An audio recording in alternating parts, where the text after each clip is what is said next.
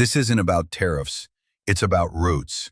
And who owns them decides who feels pressure and who doesn't. For years, trade disputes between Ottawa and Washington have been framed as political drama. Threats are made, statements follow, markets react, and then life goes on. What changed recently isn't rhetorical, it's structural. Canada didn't respond to pressure by negotiating louder. It responded by quietly changing how its most important exports move through the world. That distinction matters, because leverage in global trade doesn't come from speeches or counter-threats. It comes from infrastructure, from rail lines, ports, shipping routes, and the ownership behind them. And once those systems are built and used at scale, the balance of power shifts in ways that are difficult to reverse. To see why this moment is different, start with the numbers. Canada is one of the most consequential agricultural producers on the planet. Official and industry data show Canada supplies roughly 30 to 32% of global potash production and accounts for over 40% of world exports. Potash underpins fertilizer systems used across much of the world. When supply tightens, yields fall, prices rise, and food insecurity spreads quickly. Grain tells a similar story. Canada exports roughly 28 to 29 million tons of wheat each year to more than 80 countries. The annual value of wheat exports alone sits around $11 to $12 billion in recent reporting.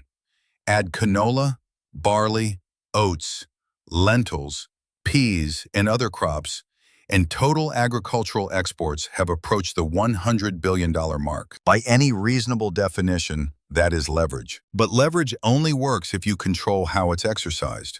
And for decades, Canada didn't. Historically, a significant share of Western Canadian grain and fertilizer moved through American-controlled infrastructure before reaching global markets.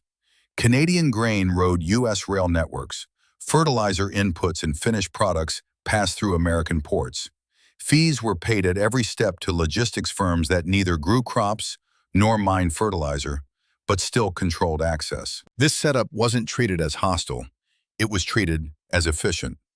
Vancouver provided year-round Pacific access. Eastern routes added time.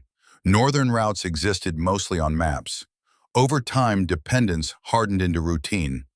Routine became assumption. As long as policy was predictable, that system felt tolerable. That changed when trade pressure entered the equation. When tariff threats targeted agricultural exports directly, something abstract became concrete. Decisions made outside Canada suddenly carried the potential to hit prairie livelihoods overnight, enforced through infrastructure Canada did not own. The question shifted. Not whether Canada had agricultural power, but why others sat between that power and the world. That leads to the hinge in this story. The Port of Churchill on Hudson Bay was built in the 1930s as a shorter gateway to Europe. The rail line connects directly to prairie production zones. On paper, the route is thousands of kilometers shorter than shipping west to Vancouver and around continents or navigating U.S. ports and canals. Paper advantages don't matter without investment. Chronic underfunding limited the port's season. Cargo volumes stayed low. In 1997, Ottawa sold the port and its 1,300-kilometer rail line to an American company. Maintenance slipped. When flooding damaged the rail line in 2017, the owner walked away. Churchill went silent. In 2018, a coalition of First Nations communities and northern Manitoba towns stepped in, purchasing the port and rail line under a new entity, Arctic Gateway Group. At the time, the move carried symbolic weight more than commercial confidence. Few believed Churchill would become a major trade artery again. Then, conditions changed. Global shipping costs rose. Congestion at Vancouver worsened. Trade policy from Washington grew less predictable. Climate patterns lengthened Hudson Bay's navigable season. Gradually, what once seemed impractical began to look viable. The inflection point arrived in early 2025. Genesis Fertilizers, a Saskatchewan-based company planning a large nitrogen fertilizer facility, announced a logistics partnership with Arctic Gateway Group centered on the Port of Churchill. The design was straightforward. Inputs like phosphate would arrive through Churchill. Finished fertilizer would ship out the same way. No American rail, no U.S. ports. Genesis projected annual production of roughly 1 million tons, requiring about 300,000 tons of imported inputs that historically moved through the United States. Under the new model, they would not. This is where route math matters. The Hudson Bay route connects directly to Atlantic shipping lanes. Depending on destination and season, the route to Europe can be approximately 5 to 7 days shorter than shipping via Vancouver. Estimates vary by vessel type and ice conditions, but the direction is consistent. Shorter routes translate into lower transport costs, reduced spoilage risk, and tighter delivery windows. More importantly, they translate into predictability. Canadian-controlled rail, a Canadian Arctic port. Canadian operators from production to export. Exposure to foreign policy swings drops sharply when the infrastructure itself is domestic. Once that logic holds for fertilizer, the implications for agriculture widen quickly. Canada exports nearly 29 million tons of grain annually through Vancouver. Churchill historically handled only a small fraction of that volume, not because demand was lacking, but because capacity was. Arctic Gateway Group's strategy is not to replace Vancouver overnight. It's to unlock trade flows that cannot exist without northern capacity. Plans include modern grain handling equipment, expanded storage, upgraded loading systems, and increased rail capacity. Icebreaker support could extend the shipping season beyond the roughly 4 months that defined earlier decades.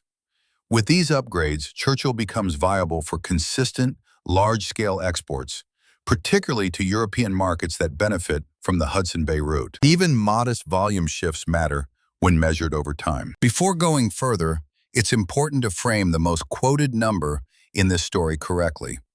When you hear figures in the range of $700 to $800 billion, that is not Canada's agricultural GDP.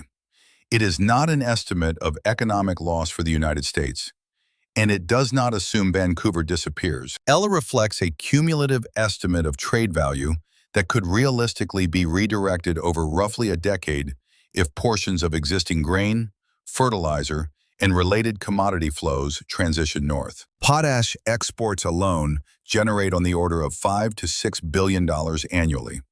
Redirecting even part of that volume over 10 years compounds quickly. Grain shipments to Europe and certain Atlantic-facing markets add further value. Fertilizer inputs and exports that previously moved through American logistics networks contribute additional layers. Using conservative assumptions, industry projections suggest roughly 15 to 20% of current grain volumes could migrate north over time. Add fertilizer flows and potential critical mineral shipments, and the cumulative trade value approaches the $700 to $800 billion range over a 10-year horizon, adjusted for growth. Framed properly, the number isn't sensational, it's structural, and structure carries consequences. American ports, railways, and logistics firms that profited from Canadian dependence for generations would not lose everything. Traditional routes remain, but they would lose a meaningful share of business that once seemed permanent. What makes this shift especially powerful is durability. Infrastructure shapes behavior. Once supply chains are built, capital is invested, and facilities are designed around specific routes. They do not pivot back because of short-term policy changes. A fertilizer plant designed around Churchill logistics does not reroute through the United States because of a temporary easing of trade tensions. Grain elevators built to service Arctic exports operate for decades. Decisions made today define trade flows for the next generation. That doesn't mean the transition is easy. The rail line crosses thawing permafrost, making maintenance costly and unpredictable. Port upgrades require hundreds of millions in capital. Icebreaker capacity is finite. Scaling operations in a town of fewer than 1,000 people brings labor and housing constraints. Political skepticism remains after decades of failed revival efforts. Those constraints are real. They limit speed. They do not negate direction. What separates this moment from earlier attempts is alignment. Shipping costs remain elevated. Vancouver congestion shows little sign of easing. Arctic seasons continue to lengthen. Private capital has committed to specific projects. Genesis Fertilizers is moving forward. Arctic Gateway Group is negotiating with additional producers. Initial shipments of other commodities have already begun. Ottawa has pledged roughly $180 million over 5 years. That funding does not complete the transformation, but it signals national priority. Provincial leaders in Saskatchewan and Alberta now frame Churchill as central to trade diversification, not a regional curiosity. Even a gradual rollout would push the port into the center of Canada's trade strategy within a few years. And once that happens, hundreds of billions in cumulative trade value begins flowing through routes that American companies no longer manage. There's a lesson here that many countries learn only after a crisis. When trade relies on foreign infrastructure, control follows ownership. When supply chains stay domestic, independence grows. For generations, Canadian agriculture lived with an imbalance because alternatives felt impractical. Political pressure changed the math, turning long-delayed investment into necessity. Every fertilizer shipment moving through Hudson Bay and every grain vessel departing Churchill reinforces that new reality. This isn't escalation, it's insulation. Canada isn't blocking access. It isn't breaking agreements. It's investing in domestic infrastructure and choosing to use it.